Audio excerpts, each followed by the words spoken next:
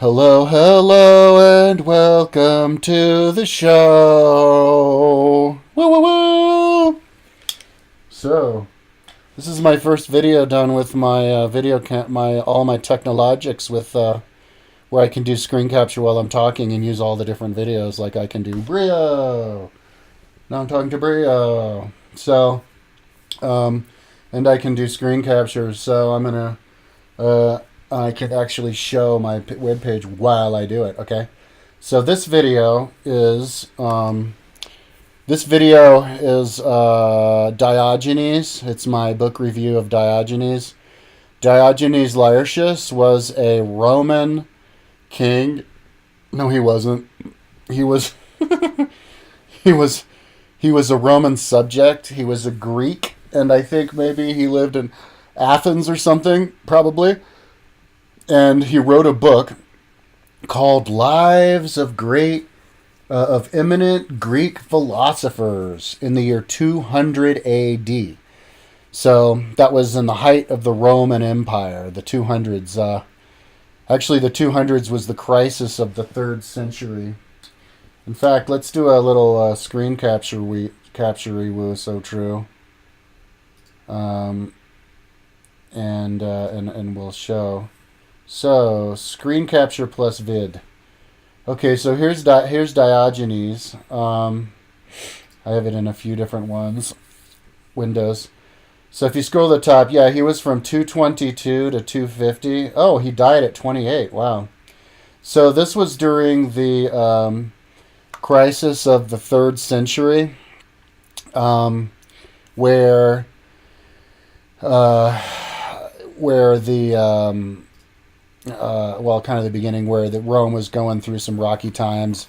In the 100s was the top of the Roman Empire, the peak of it, and so he was probably like, "Ooh, dang, we need to write a book about the ancient Greeks," because the heyday of the ancient Greek philosophers was around the 400s and the 300s. It was the heyday went from maybe 550 until kind of the end of Aristotle.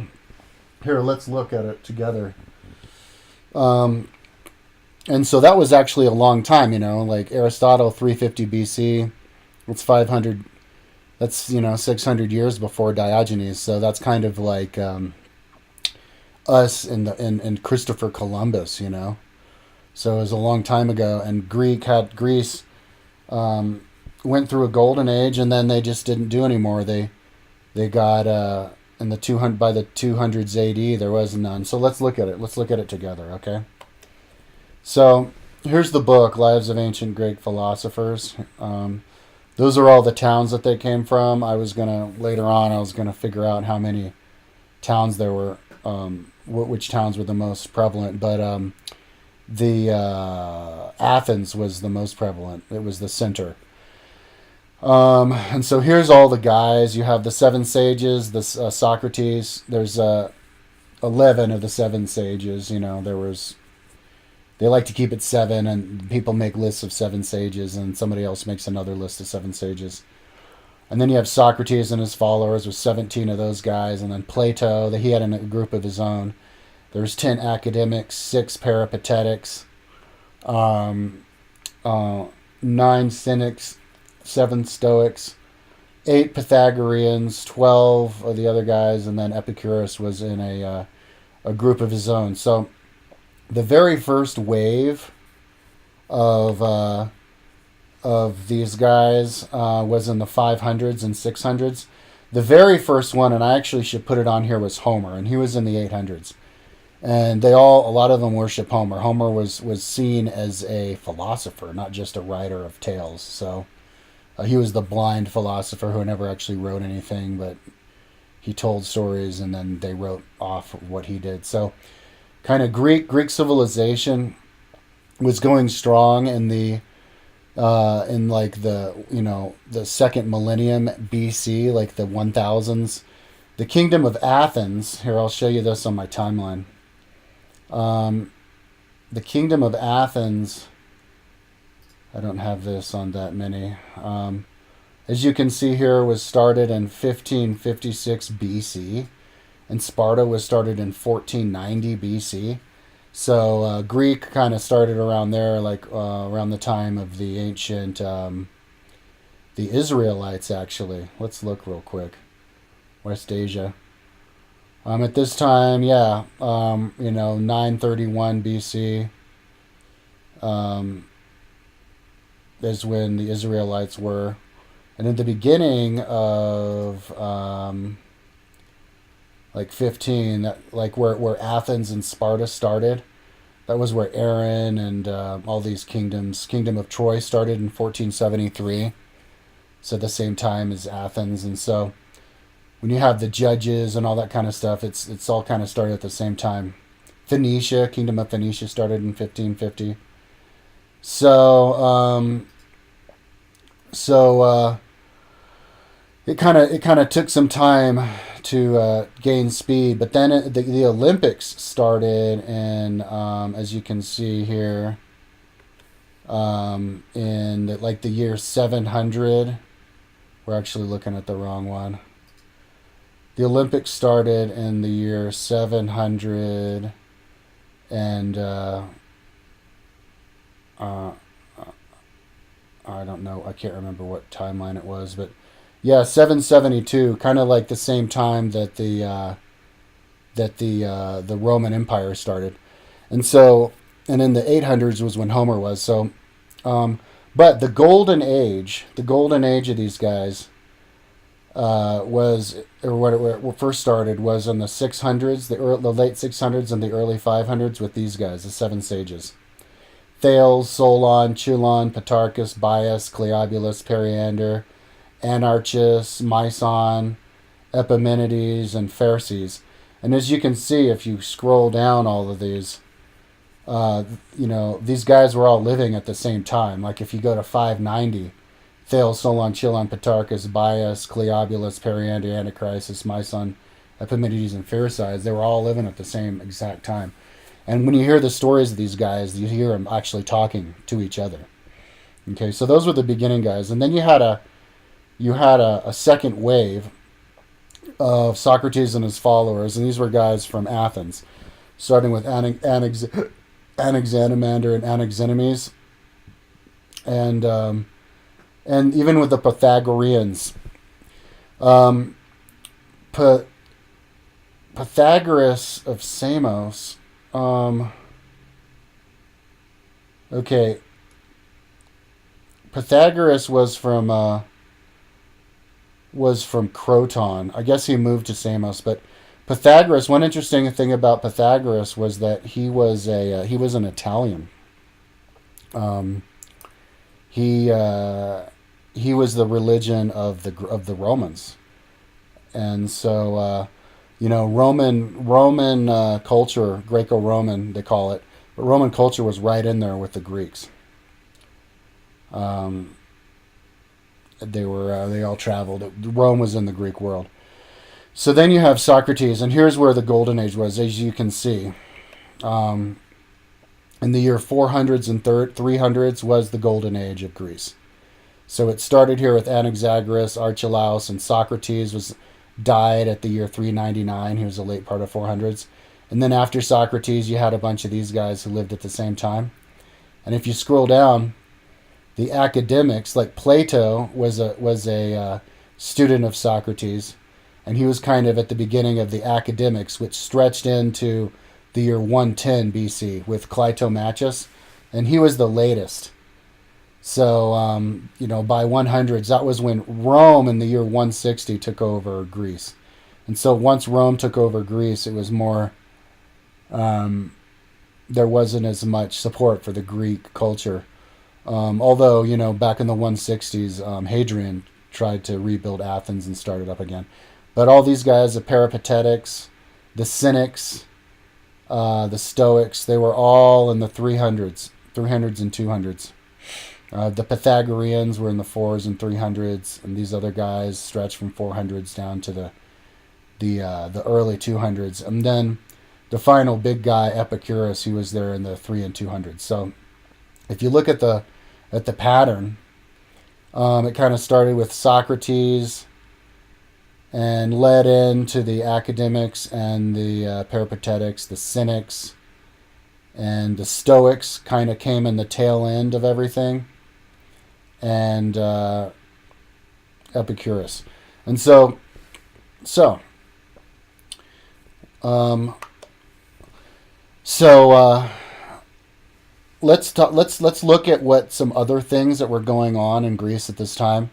It also coincided with the growth of the Greek culture, and culminated with Alexander the Great. The teacher of Alexander the Great was Aristotle, who was the most widespread writer of writings that survived, and the most famous at his time of all of the Roman philosophers. And so this was kind of like the golden age of Greece. So let's just talk about what the Greek culture was. The Greek culture was it was a world. It was like a country.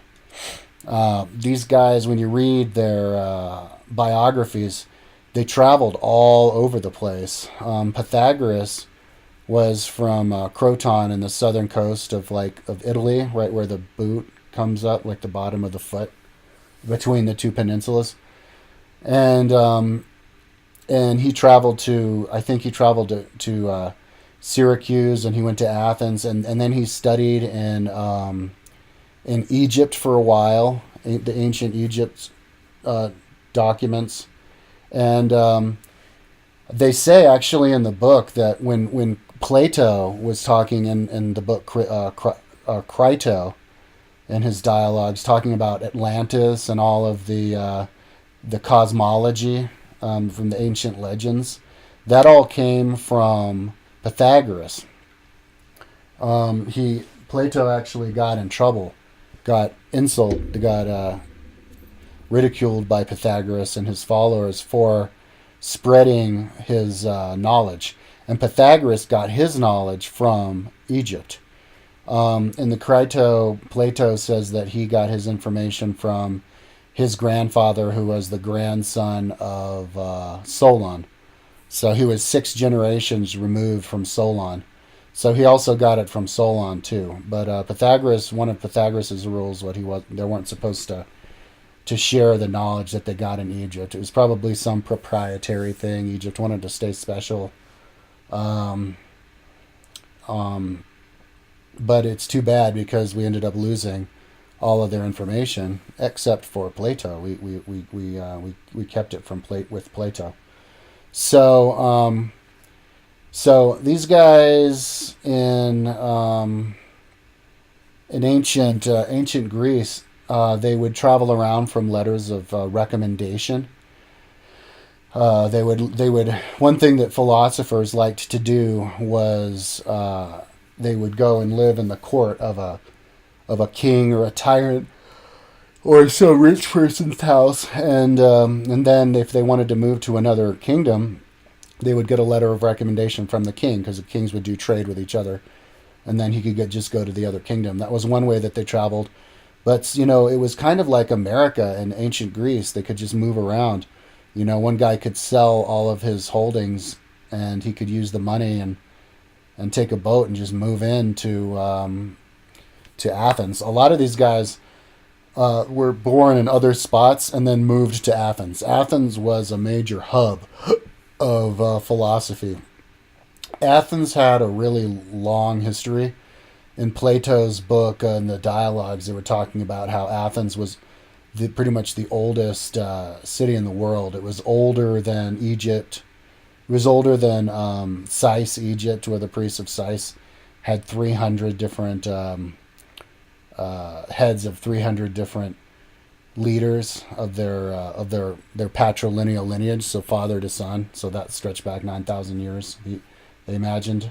Herodotus was talking about that. Herodotus actually added 33 years a generation to stretch it back 9,000 years before them, so 11,000. And if you read Plato dialogues, they talk about the cataclysm of the, and I'll do the dialogues after this book, but they talk about the cataclysm of the comets, many comets that came and destroyed civilization and started a flood that made humanity start from scratch. That's literally what they said, and I'll actually show you in the next video exactly where he says it in the book. And yeah, they do kind of mention that a little bit in the Philosophers. So it so let's examine just the different types of philosophers and what they mean and how it kind of evolved. If you look at this, you have the seven sages. This is kind of where it started. These guys. Now, these seven sages who were up here in the 500s and 600s, they where did we go? They basically were just wise men who were known for saying wise sayings and had interesting lives. So it was kind of the beginning of the intellectual development of Rome, but then that kind of evolved into Socrates, and the most famous of all of the philosophers was Socrates, as you can see down here, from 470 to 399. He lived 71 years. If you look at the list of these guys, they all lived very long. 70, Thales was 78, Solon died at 80, Chilon 75, Pitarchus 72, Bias 90, Cleobulus 75, Periander was only 42, but Myson was 97. And then this guy Epimenides, he was known to, they say he lived 300 years. He's the story of like Rumpelstiltskin. The story of him is that he went off looking, he was in Crete. And he went off looking for his sheep and took a nap in a cave. And when he got up, he went down to his hut, and it was totally different. And he found out it was like 250 years later. So then he became a sage, like a wise man after that. So let's just talk about how it evolved really quickly. So Socrates was known and got famous for and got persecuted for, the official reason was he made the Greeks not believe in the Greek gods and making the children question the authority. So Socrates, as you can see here, was kind of in the beginning of all of these guys. Like he had Socrates and then all of his followers, Xenophon, Aristippus, Phaedo, Euclid, Crito, Simon, Glaucon, Simmias, and Cebes all lived at the same time and were around the same age. And then, of course, the Socratean school kind of faded away and was replaced by academics. Now, the academics were people who kind of tried to make it a little bit more scientific and explains the scientific phenomenon, and then it also led into the Cynics. Diogenes was, I guess, 13 years old when Socrates died, so he kind of took the torch and carried on the tradition, the aesthetic tradition of Socrates, and then brought it up, and inspired these other cynics that lasted for another, 100 years after Diogenes died. Okay, so like his kids' kids, his children's children. And then that was the Cynics. The Cynics were over by 225, as well as the Stoics. That brought in with the Stoics, and then Epicurus kind of tied it all together. So let's just talk about these different, the different flavors of all these different philosophers. Now, Socrates was famous for being for expounding living living very low impact and questioning authority. Socrates was just an old man who didn't own anything. He was really ugly, had a big beard, walked around barefoot, and just hung out in the agora, where it was like the university campus of Athens, and would just strike up conversations with people and tell them to believe logic. His kind of claim to fame was how he would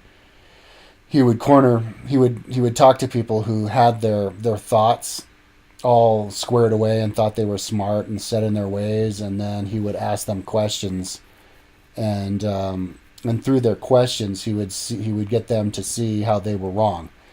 I think the next book I'll do is Plato Republic, and that illustrates the Socratic dialogue the most. That's different chapters of Socrates, written by Plato, but it's of his teacher Socrates, talking to the other philosophers, and getting them to question these long found beliefs that they had. So I think, kind of in the 400s, Greece was going into civilization and questioning these religious philosophic beliefs that barbarians have. So one of them was the might make right conversation that Socrates had, I think, with Glaucon. And you might see Glaucon here as one of the guys. Yeah, Glaucon from 445 to 370. So Glaucon was 35 years younger than Socrates, so he was like his, but the age of what his son would be.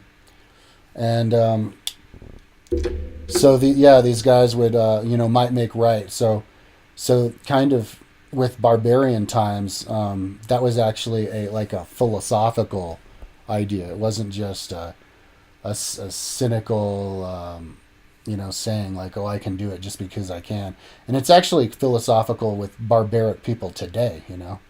If you're working for a dishonest person, they would pay you less just because they were in a bad mood that day or something, and they would think that it's fine because they're the ones who hold the checkbook. And so the way barbarians would think is if you take over,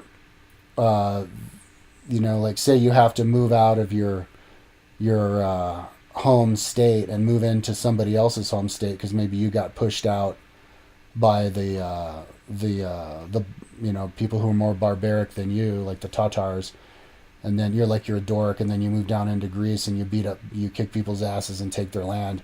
Well, it's that's good. There's nothing wrong with that because might makes right.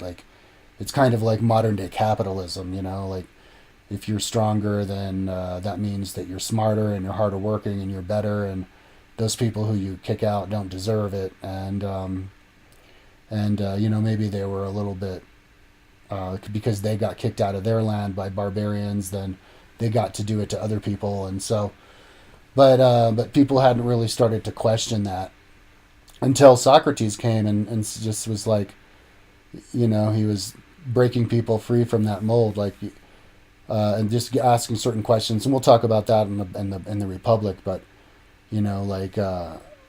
just bringing it into like a family setting, or if you can't, you take that might makes right into a city state that has laws, because then people won't start. You have to, if you agree that you're going to pay somebody a certain amount, and then you pay them less, then then other people do it, and then the whole fabric of society breaks. So you have to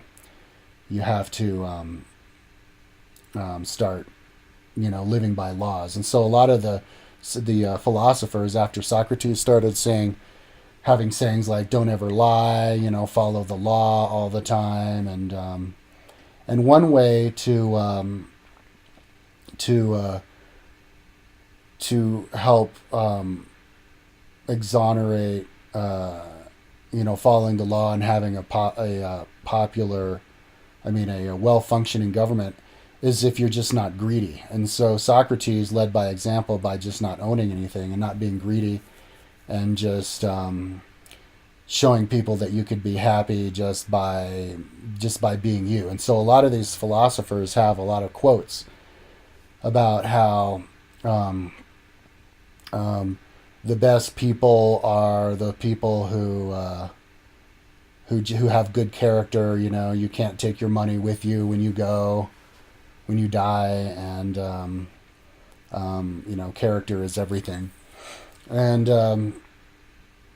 and so and so that inspired Socrates, inspired these other guys, and so that was kind of Greek philosophy kind of started with with morals and a reforming of their religion. But actually, a little bit before Socrates was Pythagoras, and he was talking a lot about um, uh, like cosmology, and he believed in his reincarnations. Pythagoras remembered 6 of his reincarnations.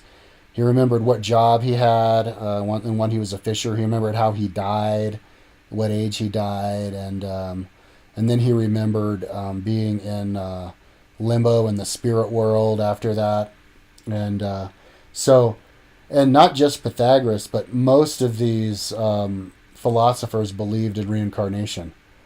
Um, um, so and they were also, and I think it was the academics. These guys believed in.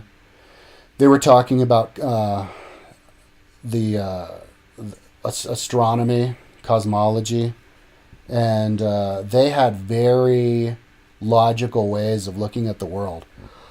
They basically described the world how it really was. Um, they said that the moon, that the sun was some. One of them said the sun was as large as the Earth. Somebody else said the sun was larger than the Earth, and that the moon was smaller, and that the sun and that the different bodies of celestial bodies would revolve around each other out in space, and that the moon was in a smaller revolving circle and the sun was in a bigger circle. They basically described like they had it all right, except they thought that the Earth was in the middle. Most of them.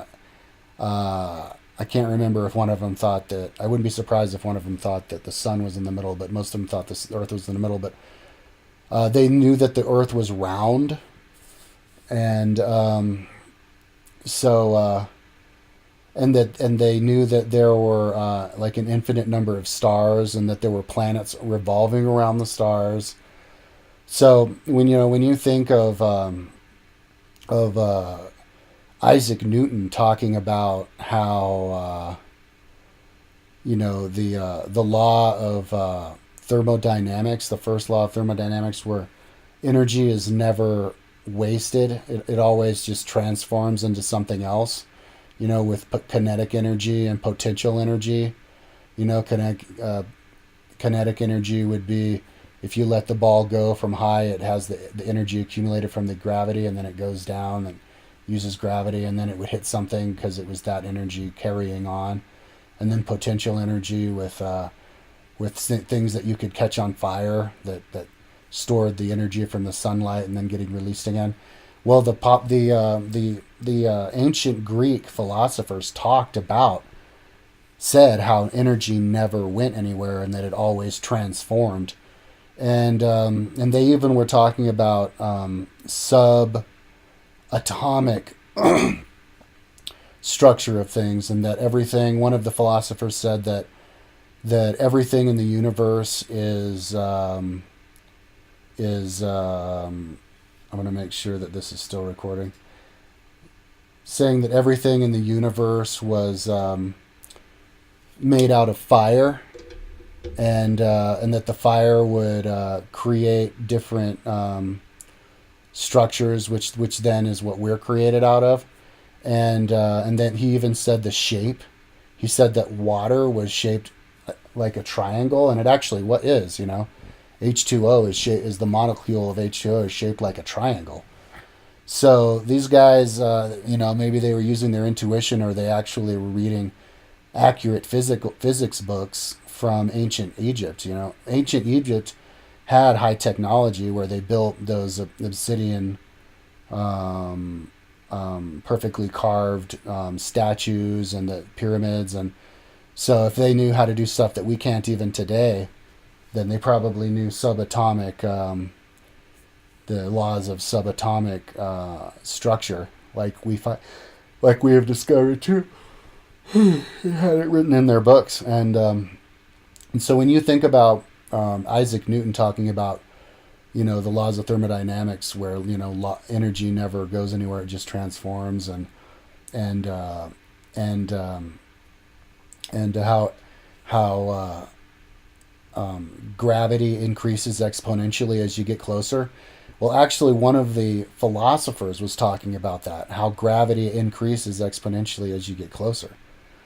And so Isaac Newton basically, you could think of him not so much as a genius who just conjured this stuff up right out of his mind, but that he was maybe the one of the first Western philosophers to actually read ancient Greek philosophy and actually contemplate it. The ancient Greek philosophy was lost to European culture for a long time. In the Dark Ages, nobody knew how to read at all. Charlemagne, the king who took over all of Greece, all of Europe, and got crowned by the Pope as the first emperor of the Holy Roman Empire, he never learned how to read or write. He was a barbarian his whole life. And after he died, his empire broke up into three different kingdoms. Um, and and then they were taken over by the Vikings. And so and then and then they had the Black Death. And so it took them a long time to finally find the ancient Greek philosophers again. The Enlightenment of ancient of Italy didn't get started until like 1530s, after they started traveling around the world and rediscovering the ancient Greek writings. So Isaac Newton, you could look at him as kind of like a philosopher. Um, so and yeah, he wasn't, like, what he was saying was already mentioned by these philosophers, and I'll mention it later. We'll get to that later. This is just the kind of the introduction to the video where I just talk off the cuff. Um, so yeah, they were a lot more advanced than and scientifically advanced than we give the ancient Greeks credit for. We like to say, like, how in the olden times we thought that the world was flat. I went to school and that's what we were taught, that the world was flat. I remember seeing some cartoon that about Christopher Columbus, and he had to convince the kings of Rome that of Spain, Castile, Ferdinand and Isabella, that the world was actually round, and if he went off to the west he would find India, and that they didn't believe him. Well, they were in the Dark Ages. People did, like, the common people believed the world was flat. People today believe that the world is flat. Um, but yeah, smart people ever since the beginning thought the world was round. One of these ancient Greek philosophers did an experiment and actually guessed the size of the Earth to very similar to the size of the Earth is now, by looking at how long shadows last. Uh, One of the Greek philosophers measured the height of the pyramids by how high the shadow by looking at how far the shadows were cast on the pyramids, and and by just looking at how things disappear on the horizon, and testing the growth of the shadows. I can't remember exactly how it was, but you can calculate the size of the Earth that way. And then another guy, I think it was Saladin, or one of these uh, Islamic scientists from Baghdad, did the experiment again on the size of the Earth, and guessed it even more accurately. And and they were actually some of the ones, I don't know exactly which books, but some of the books I think were actually saved by translated from Greek into Arabic, um, by the Arabic scholars in Baghdad, Iraq. And if it hadn't been for them, we would have lost these books. The Greek scholars. Um, a lot of the books were missing. When you look at the Diogenes' book, he after every single of these philosophers, and there were a lot of philosophers that he did this book about. Let's see how many there were.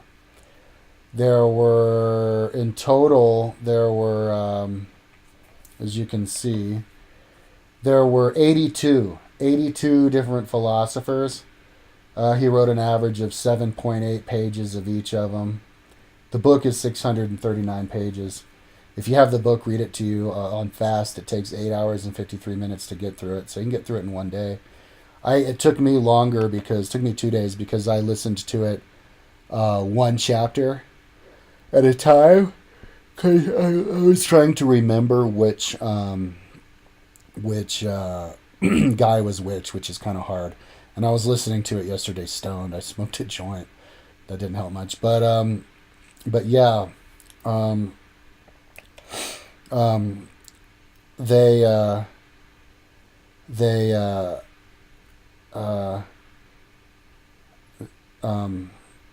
oops, I lost my train of thought. They were very advanced, and it's always been like that. The smart people thought logically, and one of the sayings of one of these philosophers was that you can predict the future based on facts, but you can't predict any more of the future after the facts. And so you get a good picture of kind of the difference between the intellectual class and the regular people. The regular people in those times believed in gods. So a lot of the philosophers in the beginning said that they didn't believe in the gods because there was no evidence of them. And most of the philosophers didn't believe in the gods. A couple of them did believe in the gods. But if you look at let's look at the evolution of the philosophical thought. Okay, so you have Socrates with his philosophers, which basically saying that question authority and don't be greedy and follow the law. One of the things that Socrates was known for actually was being he had respect because he was a good warrior.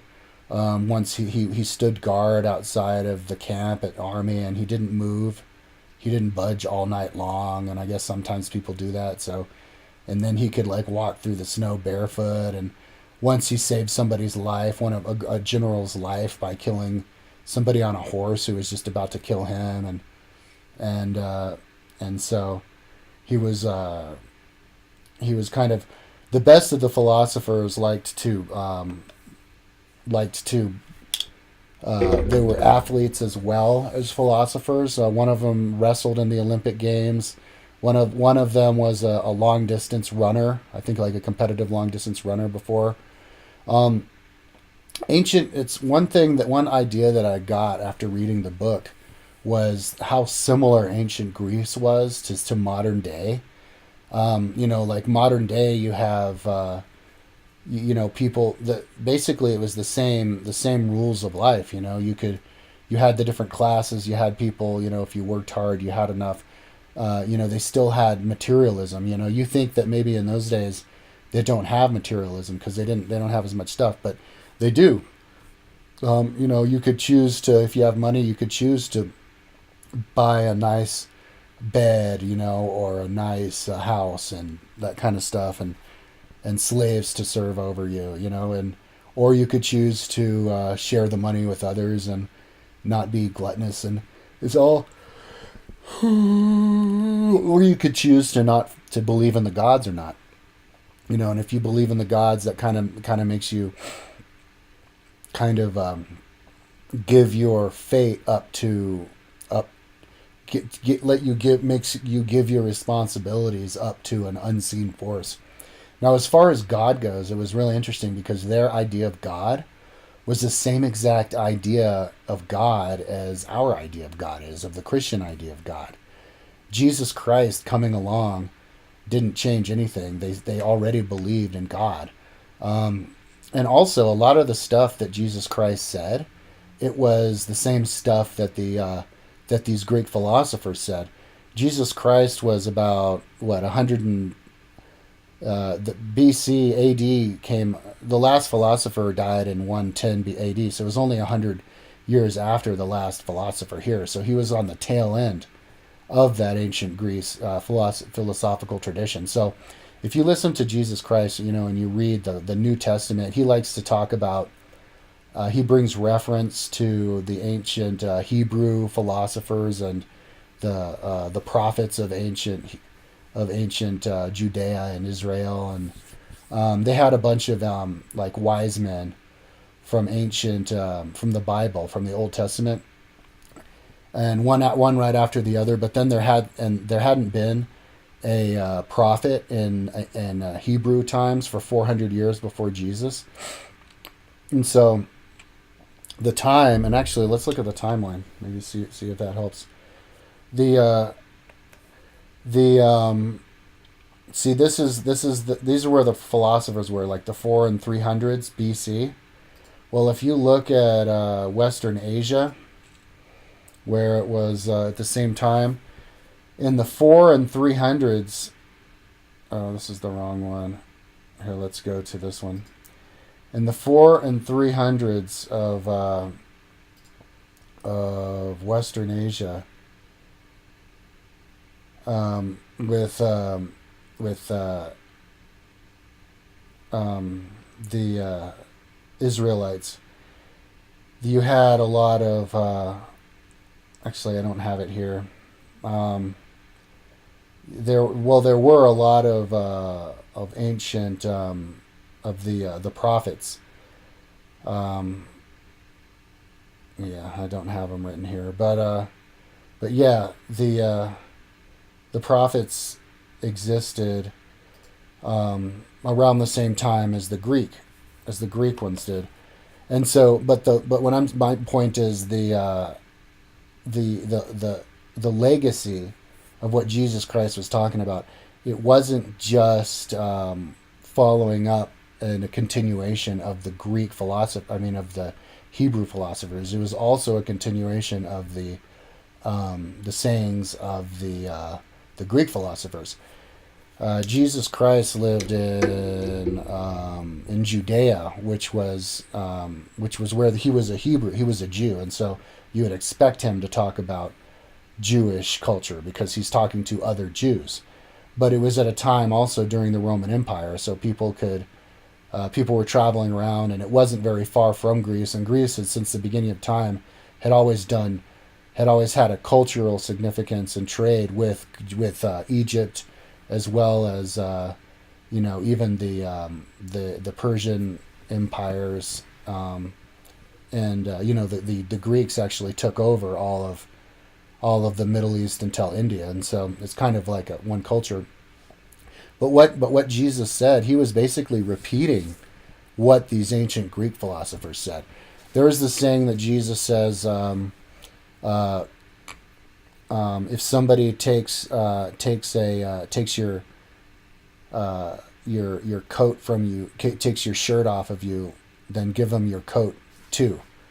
And so one of the cynics, I think, said, if somebody said the same thing, if somebody asks something from you, give them everything, so that you have nothing. There was one Greek philosopher, I think he was a cynic, who he loaned a nice silver plate to somebody, and when they tried to give it back to him, he told him to keep it, or and so that was supposed to be a commendable thing to do because it meant that he wasn't greedy, and so there were other sayings too that I heard people, these ancient Greek philosophers, say that Jesus actually repeated. And the Jews also believed in reincarnation. Somebody asked Jesus, if he was a reincarnation of Elijah. No, a reincarnation of Elijah, and then he said somebody else. So let's just look here at the let's examine these guys. So so in the beginning it was kind of like philosophers, and then they became a little bit more scientific to try to make it political philosophy.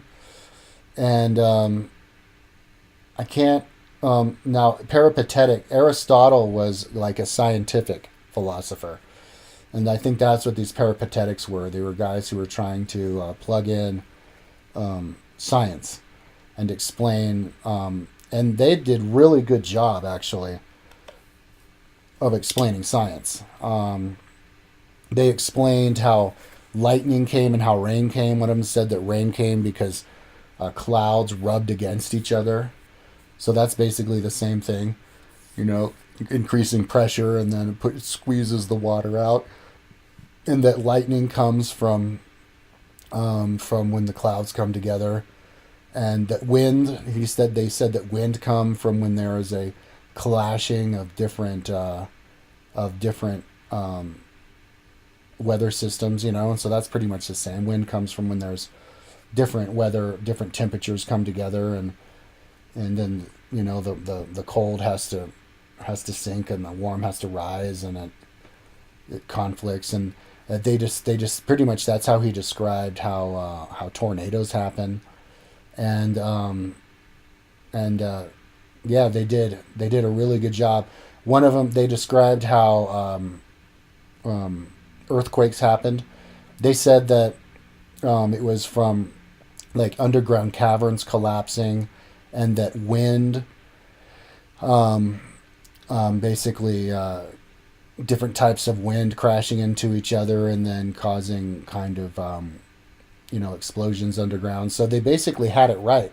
They just didn't know that, I guess more than 4 miles down, that it actually becomes liquid. You have the liquid magma, and the liquid magma flows around and sometimes collides with each other or breaks through a certain hole, and that's what causes earthquakes. So they described it right. They just did it. They were imagining empty caverns with wind causing it instead of magma. And so so they did believe, I guess, also that there were empty caverns underneath, and they didn't understand the concept of plate tectonics, but they did describe pretty much plate tectonics, how there were certain forces against each other that would then break and cause earthquakes. So yeah, they were very, very smart. But then let's talk about the Cynics. The Cynics are the Cynics and the Stoics. They were kind of, as you can see, on the tail end here of the philosophers, the Cynics are, we all know what cynical means. It means when you kind of have a negative idea about something, but like negative humor. And the Cynics were known as basically having snappy comebacks to basically insult people being wealthy, to try to support the idea of being poor. Cynics, most of these Cynics were actually slaves. The most famous of all of the Cynics, as you can see here, was Diogenes. Antisthenes was the first Cynic. Diogenes was the second. And they have there's 35 pages talking about Diogenes. I think he was the one who they talked the most of the Cynics. Antisthenes was only 10 pages, yeah. Diogenes was 30, and as you can see, all these other Cynics, it was just like a page or two. So the main Cynic was Diogenes, and he was towards the beginning here of the Cynics. He lived at the same time as Aristotle. He was about 15, 20, he was like one generation ahead of Aristotle, about 30 years older than Aristotle. He died 1 year before Aristotle did. He lived to 89. But Diogenes, or one of these guys, was a slave, and Diogenes actually, and not just Diogenes. The book said that a lot of these guys, they lived in a barrel. They lived inside of a, like a barrel that they would store stuff in. That's all he had, and he was he, making that kind of a lifestyle look positive to people, and so people were smiled upon that. So it kind of tells you about the culture of ancient Greece. That Greece was they were having respect for people who just followed the law and didn't own anything and just wanted to teach other people. Um, when Socrates was put to death by Athens because he was making people question the gods and people because people were set in their ways too much. But after they killed him, they realized that he was a great philosopher, and I think they even made a bronze statue out of him after that. And so it gave other people, the motivation. There's a story of the cynic, um, Diogenes, where he was sitting in a in just hanging out, and Alexander the Great came to him. Alexander the Great was the student of Aristotle, and we all know he took over, he took over all of Greece, and then gathered a huge army and created the empire of Greece that went all the way to India. But Aristotle went down and said hi to Diogenes and asked Diogenes if he could help him with anything because he respected him. And Diogenes said, "Yeah, get out of my way. Let me have my light." And so, kind of tells you how the cynics talked back to the great king, and so that's a way that the Greeks prided themselves. They prided themselves on not falling into tyranny. They all of these ancient Greek philosophers had a big problem with tyrannies, and so they would say negative things about a tyrant, and if you could say something negative about somebody to their face even, then that was actually reflected well on, I mean, not just you for your own personal bravery, but that reflected well on your society, because it said you could get away with that, and that meant that he wasn't a full tyrant. And so it shows that Alexander the Great actually understood that, and that's probably one of the reasons why Alexander the Great was able to amass such an army in the first place, was because he was at a ripened state of ancient Greek culture, where it was basically democratically fueled, and people had mobility, social mobility, because it was a meritocracy. If you were smart and spoke your mind, you could gain students and teach people and talk and move around, and they understood that democracy was best, and so that, like, there's a story of Alexander the Great where he got really drunk, and one of his best friend growing up was, I think it was Cleomenes or somebody, was talking back to him and telling him that they didn't want to go anymore, and that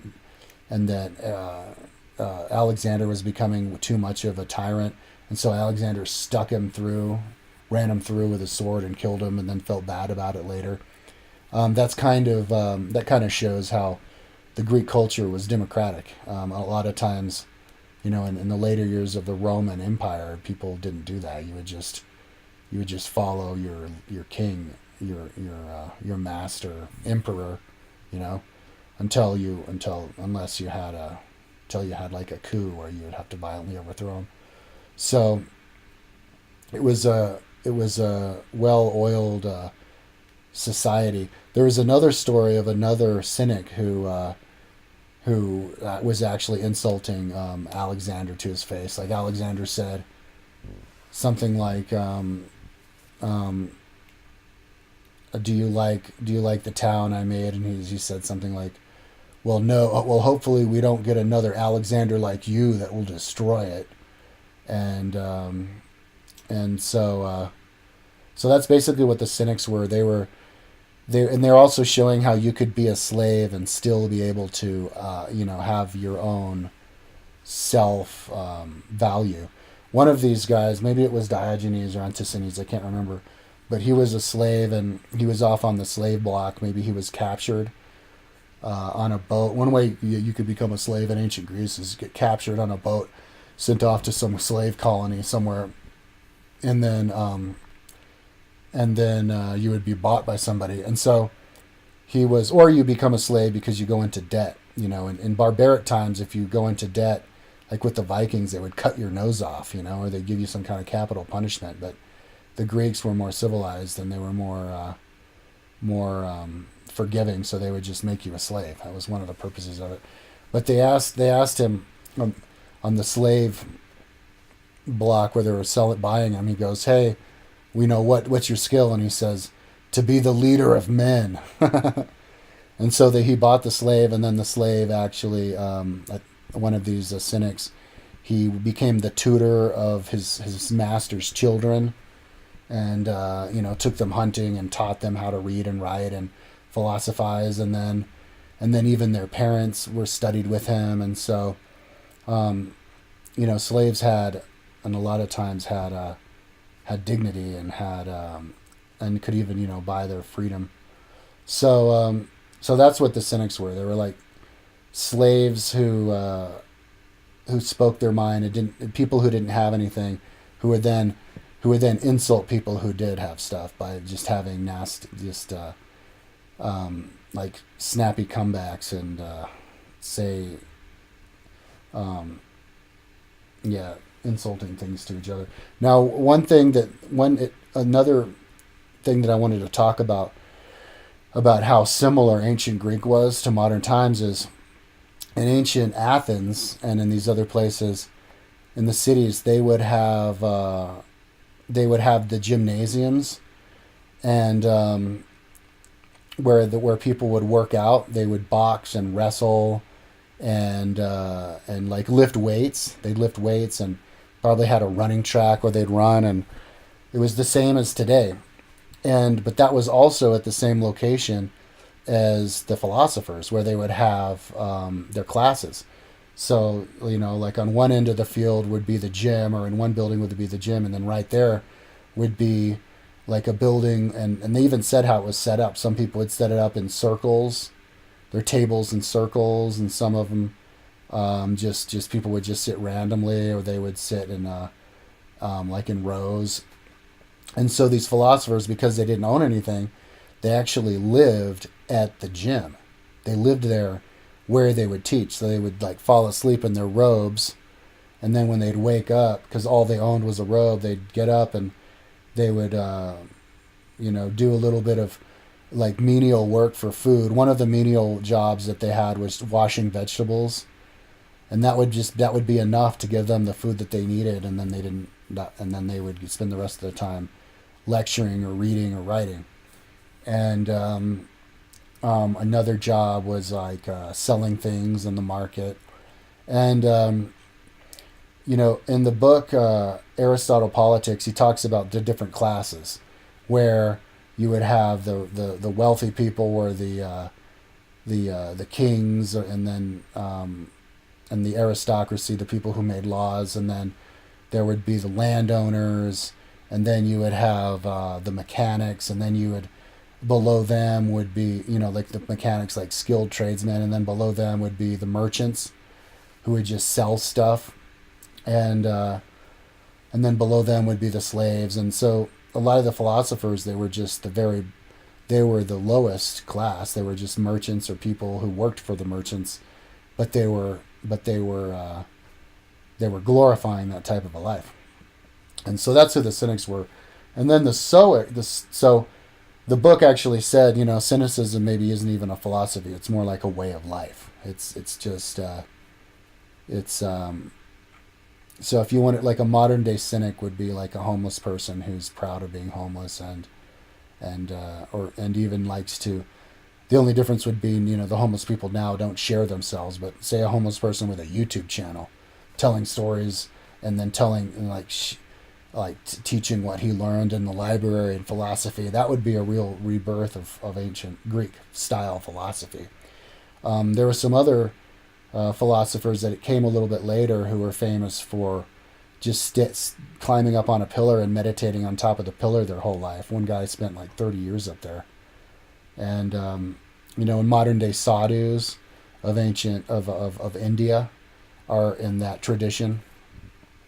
And it's to tell people that there's, another way of life than just trying to, put value on money. And so the Stoics, these were the people who believed in they were like the Cynics in not believing in not having too much, and also they believed in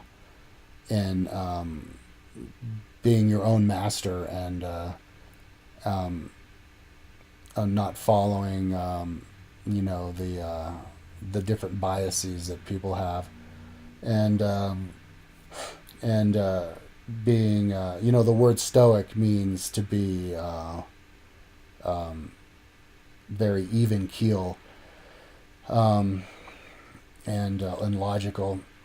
And so actually I forgot to say the Peripatetics, Aristotle, the word peripatetic actually means oil, because the Peripatetics were people who lived in the gymnasium.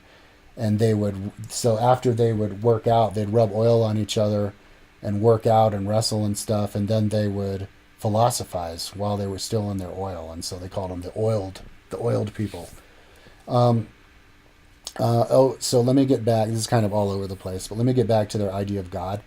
Their idea of God was the same. They talked about what God was, and they used the same word, and the word God actually, the word God, Dios, Dio, in Spanish and Italian is Dio.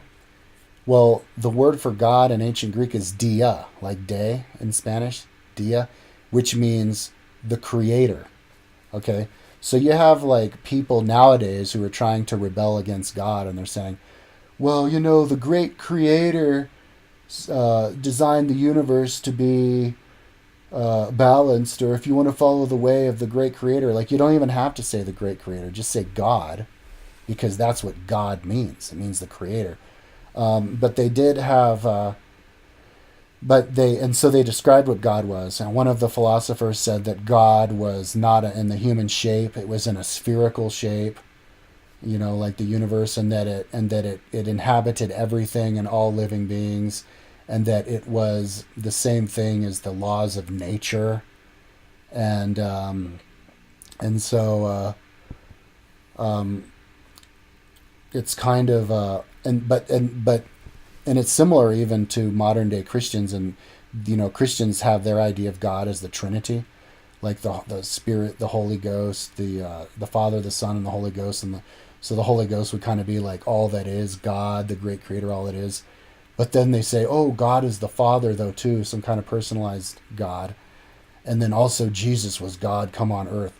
Well, they also had different concepts of God also in those days. Like they said Zeus was another word that they used for God. They say by Zeus. By God, by Zeus. Zeus was the king of the gods. So they had their own little personalization. And it was probably to accommodate how people thought then. The more common people believed in the gods as people. Probably from the legends of old times, from the pyramids, and from ancient legends of ancient culture and the knowledge that they had. And then they had another word for God too, but their description of God and science and the way that science worked and the difference between good and evil and following the law and not being greedy and speaking the truth. It's all the same as today.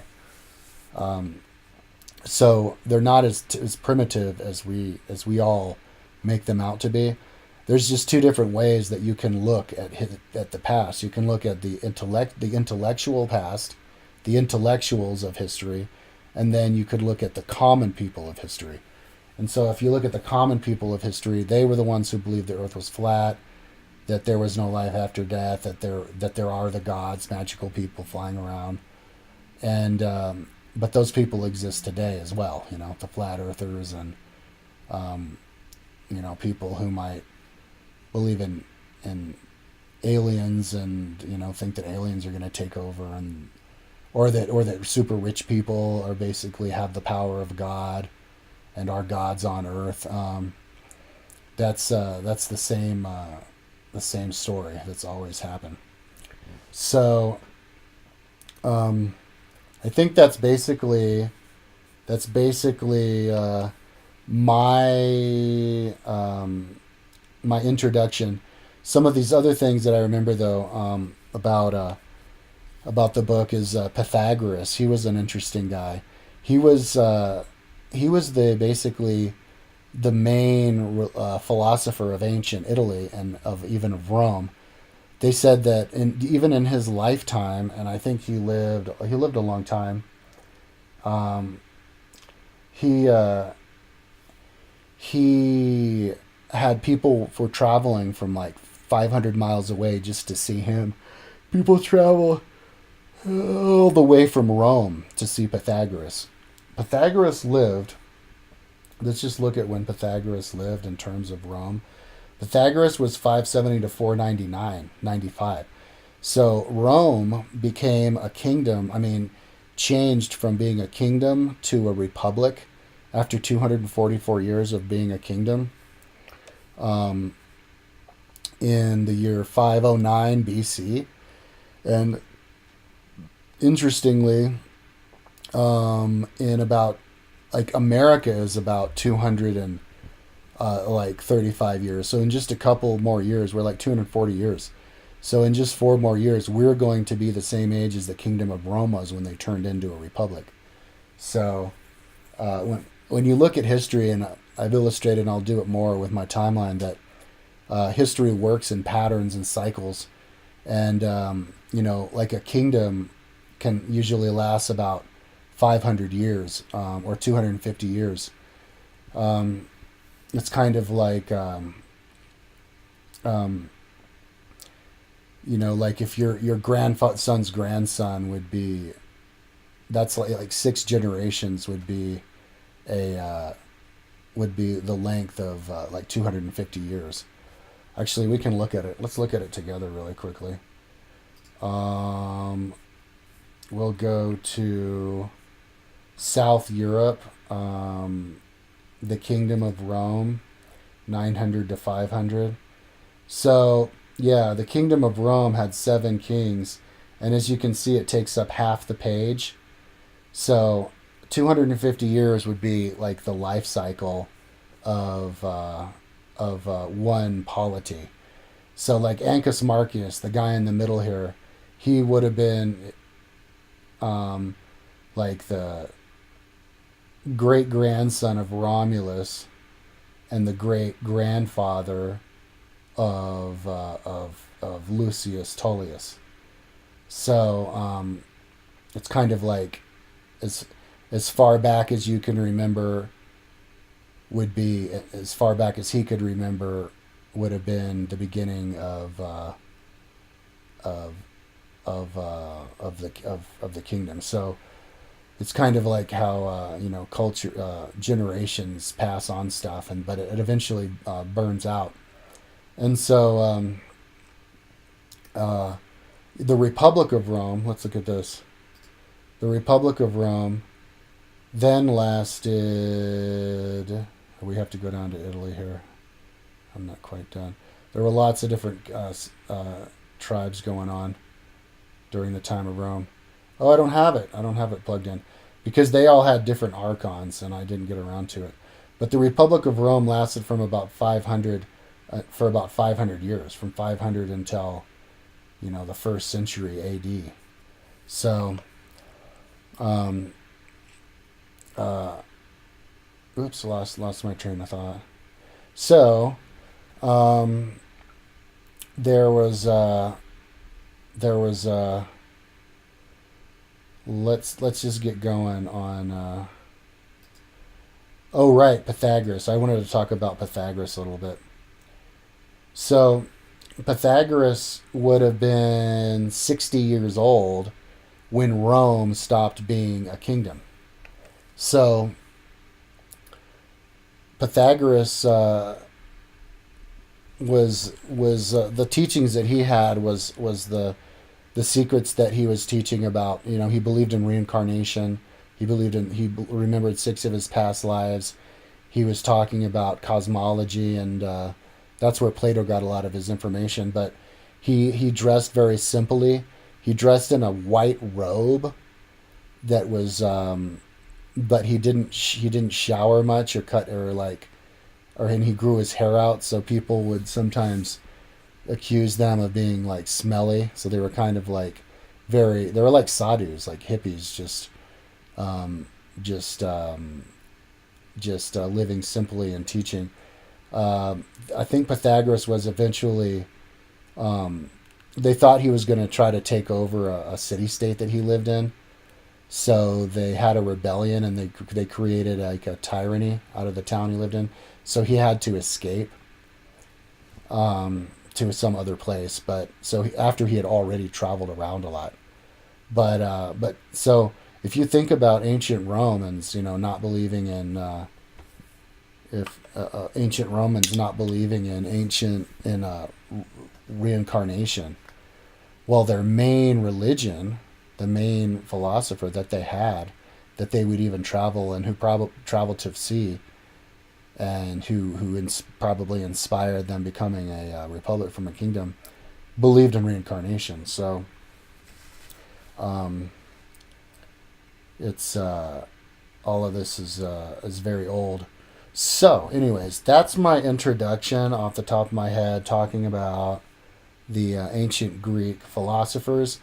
Um, and I think it kind of explains Alexander the Great. Alexander the Great came at the tail end of all of that Greek philosophy. So it was at the height of the Greek religion, the Greek culture. Let's look at really quickly. Let's look at this. When you look at this is 500 to 0 BC, and so if you scroll down here to Rome, to Greece. These are the two centuries, as you can see. I'll show you here. These are the two centuries, the 300s and 400s, where all these guys were. Well, this was when the Athenian Empire and the Persian Wars were going on. These philosophers lived through all of it, and not just the philosophers, but the playwrights lived at these times too. So, and even in the time in the 500s, if you go down here to ancient Greece, you can see this was where they had all of the like the first library at Athens was in 544, which was here where these beginning bias and these first 7 sages were. They all inspired the first library. So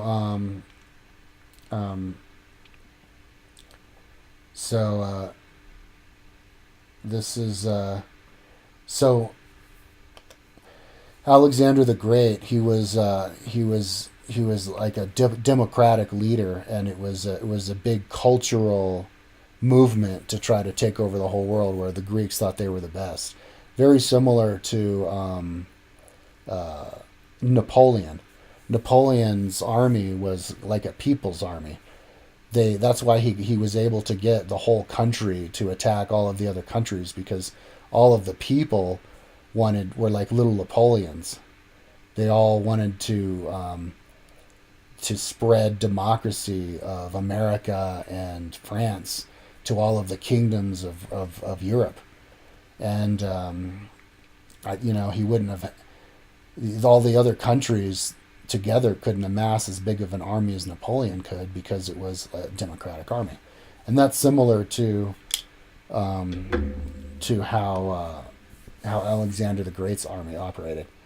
So I think we should take that into consideration of today. There's a lot of people, and YouTube is kind of, I think, right now going through a dark age where, 10 years ago it was kind of budding and people were just regular people were doing YouTube videos and on top of YouTube, but now it's contrived. You have all of these superstars pop up out of nowhere, like Ben Shapiro and Steven Crowder, right wing people who have, and then really rich people on YouTube showing their wealth, and like, so wealthy people are paying marketers to get YouTube stars to become stars like they're TV stars, telling everybody how it should be, and then rich people trying to make being rich seem like it's cool, and and kind of avoiding celebrating just living a frugal aesthetic lifestyle, and being an intellectual. And so I think that's the next stage of YouTube, is where you could have some homeless dude or somebody, there's a movement of people living in a van. You have somebody living in a van and they upload videos talking about politics, and talking about history, and talking about the books that they read, and those types of people being stronger in numbers and being more numerous, and being the kind of chapters or channels that kind of have a network and more followers and stuff. So that's because one interesting thing is that you have all of these, you have 82 Greek philosophers in this book of Diogenes, but they were all from the 300s and 400s BC. And then if you look at 100s BC, zeros BC, there was nothing. After because there wasn't the support for it. Maybe after Greece took over the Middle East, and then that kingdom broke up, maybe they lost some of their self-worth, and the tyrants took over, and people weren't allowed to write and read and be philosophers. And then as the Roman Empire came, if you look at the Roman Empire, the golden age of the Roman Empire was in the 200s and 100s BC, where Cicero was in the 100s, was in the zeros BC, the first century BC, and then Seneca was in the first century AD, but then there was nothing after that. The only philosopher you have in the second century AD is Marcus Aurelius. But other than that, there was really nobody, and it's because it was Rome was an autocracy. It was like a tyranny, and so people didn't have any value for people being poor. If you were poor, you were just an idiot or a slave, and you couldn't get your work published, and people weren't interested in hearing what poor people had to say, or what people who sat around and thinking about stuff had to say. They didn't, they had gladiatorial combat, but that was slaves killing each other. It wasn't like the Olympics, where free people would go and wrestle and run against each other and then be respected. In ancient Greece, if you won a gold medal, you were given free meals for life. And the Roman Empire actually made the Olympics illegal, and they made gladiatorial games illegal. And then when Christianity came around, they made the Olympics and gladiatorial games illegal. And they even shut down the ancient Aristotle philosophy school. They made everything illegal so that they could accommodate for one God and the God on earth was Jesus. It was a boiled down, oversimplified religion that was created in the image of an autocratic empire, where one emperor had control over everything.